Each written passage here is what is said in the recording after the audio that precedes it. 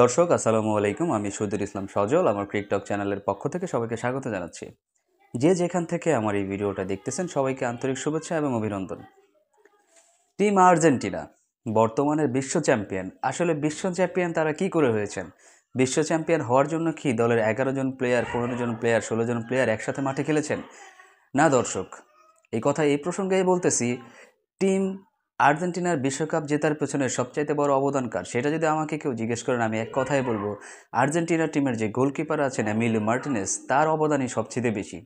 Emilio Martinez যদি সেই দিন ফ্রান্সের বিপক্ষে সেই পেনাল্টিগুলো রুখে না দিতেন, তাহলে হয়তোবা আপনার টিম আর্জেন্টিনা কখনোই বিশ্বকাপ জয়লাভের স্বাদ পেত না। সেম একই ঘটনা ঘটেছে আজকে সকালে হয়ে যাওয়া ইকুয়েডরের বিপক্ষে কোপা আমেরিকার ম্যাচে।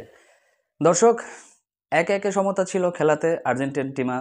আর্জেন্টিনা টিম পুরো 90 মিনিটই আপনার এক গোলে এগিয়ে ছিল, কিন্তু অতিরিক্ত যে সময়টা 90 মিনিটের সাথে যোগ করা হয় 6 মিনিট বা 7 মিনিট, সেই অতিরিক্ত সময়টাতে গিয়ে ইকুয়েডর টিম একটি গোল পরিশোধ করে দেয়। সেই ক্ষেত্রে খেলা আপনার ড্র হয়ে যায়। কিন্তু যেহেতু কোপা আমেরিকার খেলার সিস্টেমে এই নিয়মটা নাই যে আরও 20 মিনিট বা 15 মিনিট খেলা বাড়ায় দেওয়ার রেজাল্ট বের করার চেষ্টা করা হবে, সো সেই ক্ষেত্রে আসলে সরাসরি তারা পেনাল্টি শুট আউটে চলে যায়, মানে ট্রাইব্রেকার যেটাকে বলে। তো ট্রাইব্রেকারে যেই সমস্যাটা হচ্ছে সেটা হচ্ছে আপনার আর্জেন্টিনা টিমের যে ক্যাপ্টেন লিওনেল মেসি, যাকে আমরা সবাই চিনি, বিশ্ব সমাদৃত একজন প্লেয়ার, যার সাথে আসলে সত্যি কথা বলতে কারোই তুলনা করা যায় না, কারো তুলনা করা উচিতও না। সেই মেসি যখন প্রথম পেনাল্টি শ্যুটটা নিতে আসলেন, তখন কী ভেবে কী চিন্তা করে এমনভাবে একটা পেনাল্টি শ্যুট আউট করলেন যে আসলে বার পোস্টের উপর দিয়ে সেই বলটা চলে যায়। আসলে তখনই মনে হচ্ছিল যেন টিম আর্জেন্টিনা অনেকটা চাপে পড়ে গেল। কিন্তু কি আর করার, সেই যে বাজ পাখির কথা বললাম এমিলিও মার্টিনেজ, যে বিশ্বকাপেও টিম আর্জেন্টিনাকে জয়লাভ করায় নিয়ে আসছে এই পর্যন্ত, সেই এমিলিও মার্টিনেজ, সেই চীনের প্রাচীর, সেই দালান, কোনো কিছু বললে দর্শক আসলে কম বলা হয়ে যাবে, সেই বাজ পাখি আবারও তার দুই ডানা মেলে দাঁড়িয়ে গেলেন গোলপোস্টের সামনে। প্রথম ব্যাক টু ব্যাক দুইটা শুট আউট যেভাবে আটকে দিলেন, এক কথায় অসাধারণ ছিল, এক কথায় অসাধারণ ছিল। কিন্তু দর্শক, পরবর্তী যে 4টা শুট আউট নিয়েছিল টিম আর্জেন্টিনা, সেই 4টা শুট আউটের একটাও আপনার কিন্তু ফেরাতে পারেনি হচ্ছে আপনার টিম ইকুয়েডরের যে গোলকিপার ছিল তিনি।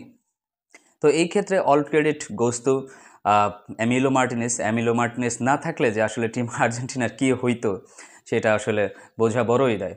তো দর্শক, আপনাদের কী মনে হয় টিম আর্জেন্টিনার কোপা আমেরিকা জেতার পেছনে যদি সবচেয়ে বড় অবদান রাখতে হয়, কার রাখতে হয়? আমার কাছে মনে হয় এমিলো মার্টিনেসকেই অনেক বড় অবদান রাখতে হবে, কারণ ফুটবল খেলাই হচ্ছে গোল করার খেলা। আর সেই গোলপোস্টটাকে যে বাঁচায় রাখে, যে সেভ করে রাখে, যে নিরাপত্তাটা দিয়ে রাখে, সেই হচ্ছে একজন ফুটবল টিমের অনেক বড় একটা বিষয়। আপনার টিমে স্ট্রাইকার থাকতে পারে, মিডফিল্ডার থাকতে পারে, ডিফেন্ডার থাকতে পারে, কিন্তু দিন শেষে গোলটা কিন্তু আপনাকেই আটকাতে হয়। সো এমিলো মার্টিনেজ কিন্তু আসলে সত্যিকার অর্থে একজন সুপার হিরো, একজন সুপার বাজ পাখি ফর টিম আর্জেন্টিনা। আর্জেন্টিনার সমর্থকদের জন্য এর বেশ ভাগ্যের ব্যাপার এইটা, এমিলো মার্টিনেজের মতো একজন গোলকিপারকে তারা আসলে পেয়েছেন।